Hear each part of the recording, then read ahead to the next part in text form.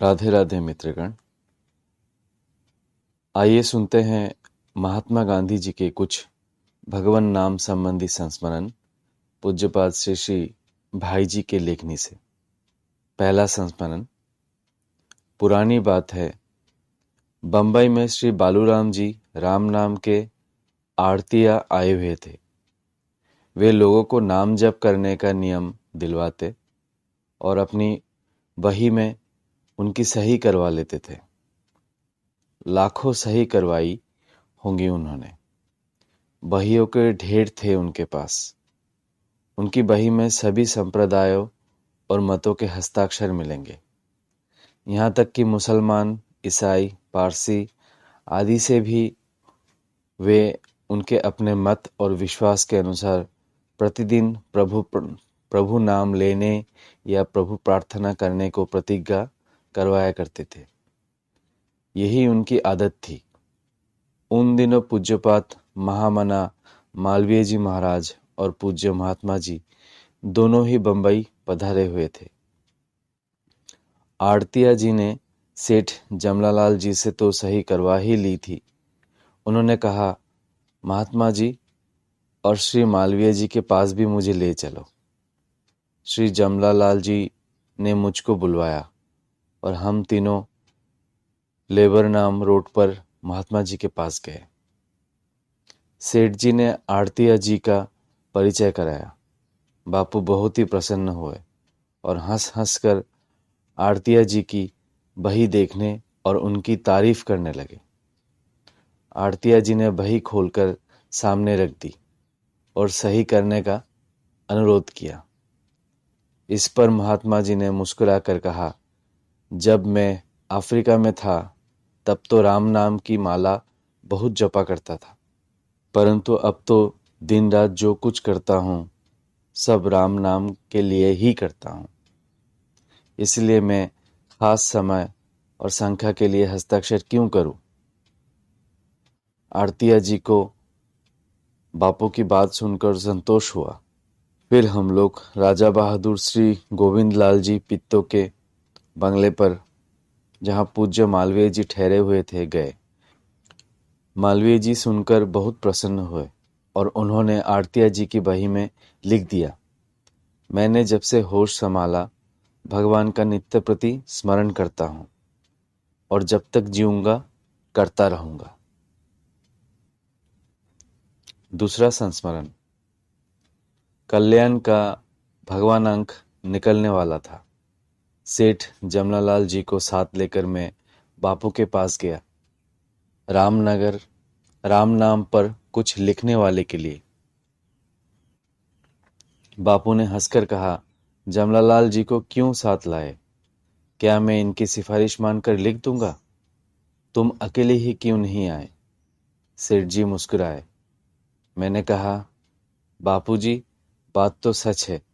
मैं इनको इसलिए साथ लाया कि आप लिख ही दें। बापू हंसकर बोले, अच्छा, इस बार माफ करता हूँ। आइंदा ऐसा अविश्वास मत करना। फिर कलम उठाई और तुरंत लिख दिया ये संदेश। उन्होंने लिखा, नाम की महिमा के बारे में तुलसीदास ने कुछ भी कहने को बाकी नहीं रखा है। द्वादशाक्षर मंत्र या अष्टाक्षर मंत्र, ये सब इस मोहजाल में फंसे हुए मनुष्य के लिए शांतिप्रद है। इसमें कुछ भी शंका नहीं है। जिससे जिसको शांति मिले उस मंत्र पर वो निर्भर रहे, परंतु जिसको शांति का अनुभव ही नहीं है और जो शांति की खोज में है, उसको तो अवश्य राम नाम पारसमणि बन सकता है। ईश्वर के सहस्त्र नाम कहे हैं। इसका अर्थ यह है, उसके नाम अनंत है, गुण अनंत है। इसी कारण ईश्वर नामातीत और गुणातीत भी है, परंतु देहधारी के लिए नाम का सहारा अत्यावश्यक है और इस युग में मूढ़ निरक्षर भी राम नाम रूपी एकाक्षर मंत्र का सहारा ले सकता है। वस्तुतः राम उच्चारण में एकाक्षर ही है और ओमकार तथा राम में कोई फर्क नहीं है। परंतु नाम महिमा बुद्धिवाद से सिद्ध नहीं हो सकता, श्रद्धा से अनुभव साध्य है। संदेश लिखकर मुस्कुराते हुए बापू बोले, तुम मुझसे ही संदेश लेने आए हो, जगत को उपदेश देने के लिए, या खुद भी कुछ करते हो? रोज नाम जप का नियम लो तो तुम्हें संदेश मिलेगा, नहीं तो मैं नहीं दूंगा। मैंने कहा, बापूजी, मैं कुछ जप तो रोज करता ही हूँ, अब कुछ और बढ़ा दूंगा। बापू ने ये कहकर कि भाई, बिना कीमत ऐसी कीमती चीज थोड़ी ही दी जाती है, मुझे संदेश दे दिया। सेठ जी को कुछ बातें करनी थी, वे ठहर गए। मैंने चरण स्पर्श किया और आज्ञा प्राप्त करके मैं लौट आया। तीसरा संस्मरण।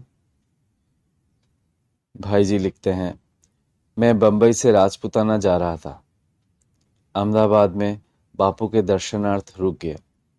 वेटिंग रूम में सामान रखकर साबरमती आश्रम पहुंचा। दोपहर का समय था। बापू बैठे कुछ लिख रहे थे। मैंने जाकर चरणों में प्रणाम किया। बापू ने सिर पर हाथ रखकर पास बैठा लिया। मेरे हाथ में कल्याण का अंक था। वे उसे लेकर देखने लगे। कल्याण के द्वारा प्रतिवर्ष कुछ समय के लिए षोडाक्षर मंत्र के जाप के लिए ग्राहकों को अनुरोध किया जाता था, और जप का समय पूरा हो जाने पर जप किए जाने वाले स्थानों के नाम तथा उनकी संख्या कल्याण में छापी जाती थी। उस अंक में वो संख्या छपी थी। संख्या मुझे याद तो नहीं है, परंतु 10 करोड़ से कुछ ज्यादा ही थी। बापू ने उसी को पढ़ा और सब बातें सुनी। सुनकर बहुत ही संतुष्ट हुए। कहा, तुम ये बहुत अच्छा काम कर रहे हो। इतने जप करने वालों में कुछ भी यदि हृदय से जप करने वाले निकलेंगे तो उनका तथा देश का बड़ा कल्याण होगा। फिर हंसकर बोले, मैं भी जप करता हूँ, परंतु मैं तो तुम्हें सूचना नहीं भेजूंगा। देखो, ये मेरी माला। इतना कहकर तकिए से नीचे से माला निकाल कर दिखाई और बोले, मैं रात बिरात चुपके चुपके जपा करता हूँ। माला पुरानी हो गई थी, कुछ मणिये टूट गए थे। वृंदावन से आई हुई तुलसी की 2 मालाएं मेरे जेब में थी। मैंने प्रार्थना की, बापूजी, माला टूट गई है। मेरे पास वृंदावन से आई हुई 2 माला है, आप इनमें से एक ले लें। बापू ने कहा, तो तुम मुझे माला देने आए हो? मैंने कहा, नहीं, मैं तो दर्शन करने आया था। ये तो प्रसंगवश बात हो गई। बापू ने कृपा करके माला ले ली। मैं कुछ देर बैठा। बापू ने और भी कई बातें कही, मुझे ठीक याद नहीं आ रही है। मुझे उसी शाम को जाना था, इसीलिए मैं कुछ देर के बाद वहां से स्टेशन चला आया। तो आज का प्रसंग यहीं तक रहा। राधे राधे।